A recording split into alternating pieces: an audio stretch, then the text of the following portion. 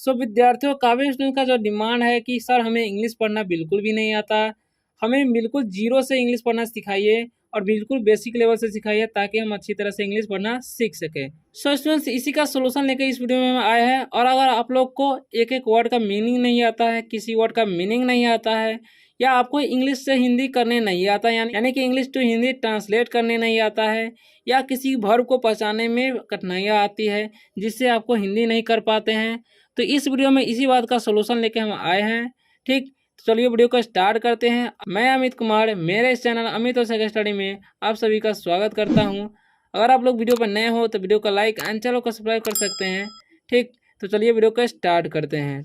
तो यहाँ पर लिखा हुआ है the lion who wanted to eat the bull, यानी कि एक शेर जो कि सांड को खाना चाहता था। ठीक, अब हम यहाँ से कहानी को स्टार्ट करते हैं। लिखा हुआ है यहाँ पर a hungry lion wanted to eat a bull, यानी कि ए हंग्री लायन मतलब हंग्री मतलब होता है भूखा, लायन मतलब शेर, वांट मतलब चाहना होता है।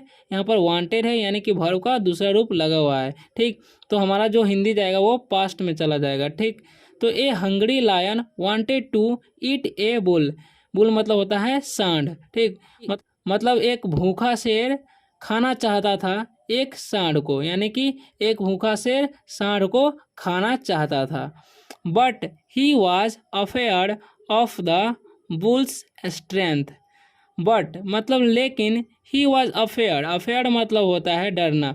ठीक, यानी कि डर, बुल मतलब होता है सांड, स्ट्रेंथ मतलब होता है ताकत, यानी कि बट ही वॉज अफेयर्ड, लेकिन वह डरता था, ऑफ द बुल्स स्ट्रेंथ, सांड की ताकत से वह डरता था।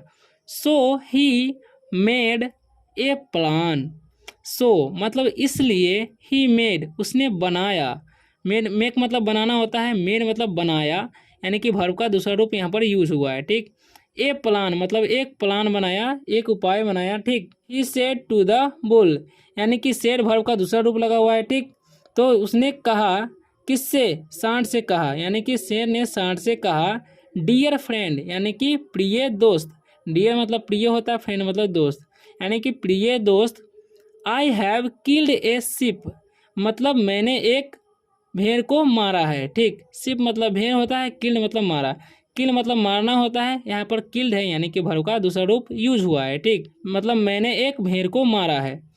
आई invite you to eat the sheep with me, मतलब हुआ इसका आई इन्वाइट, इन्वाइट मतलब होता है आमंत्रण देना यानी निमंत्रण देना, शिप मतलब भेड़, विथ मी मतलब मेरे साथ, यानी कि मैं तुम्हें आमंत्रित करता हूँ मेरे साथ खाने के लिए। ठीक, the lion planned to attack the bull when he came to his house, यानी कि द लायन प्लान्ड, प्लान मतलब होता है प्लान, लेकिन प्लान है यानी कि वर्ब का दूसरा रूप है, तो प्लान बनाया, टू अटैक द बुल मतलब अटैक मतलब होता है आक्रमण करने, अटैक मतलब होता है आक्रमण करना, bull when he came to his house मतलब कम मतलब होता है आना, यहाँ पर कम यानी कि वर्ब का दूसरा रूप केम हो गया हुआ। ठीक, तो इसका मीनिंग निकलेगा द लायन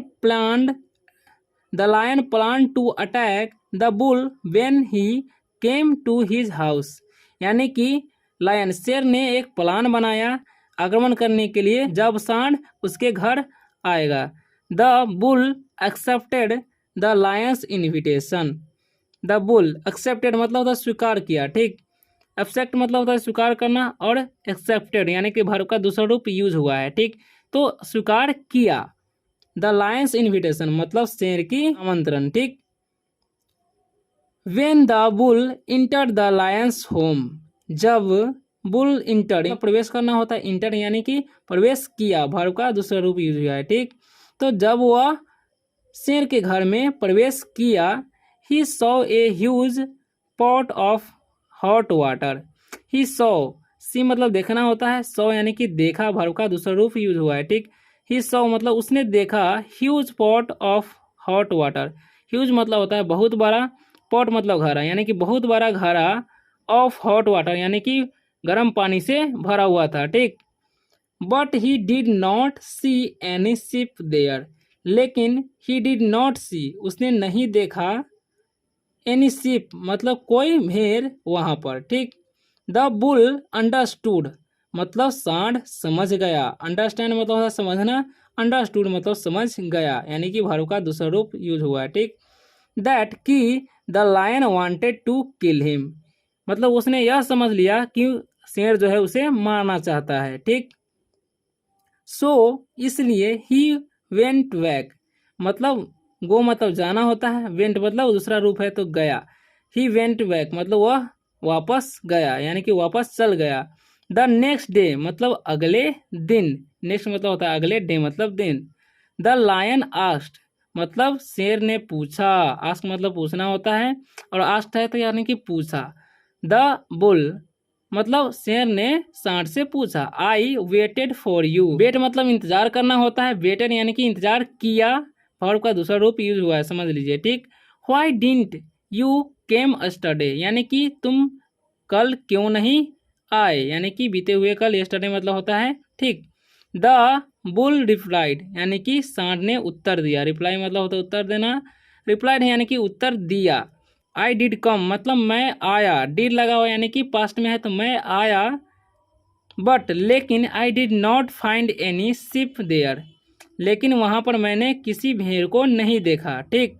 मैंने नहीं पाया या देखा, फाइंड फाइंड मतलब होता है पाना, ठीक। लेकिन यहाँ पर देखने के सेंस में भी यूज कर सकते हैं।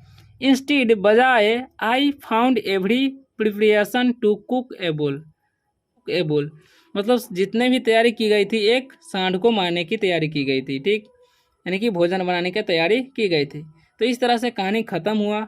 और आप लोग वीडियो पर नए आए होंगे तो वीडियो को लाइक एंड चैनल को सब्सक्राइब कर सकते हैं ताकि इसी तरह का वीडियो आपको सबसे पहले मिल सके और आप इंग्लिश बोलना फटाफट सीख सकें। तो मिलते हैं अगले वीडियो में।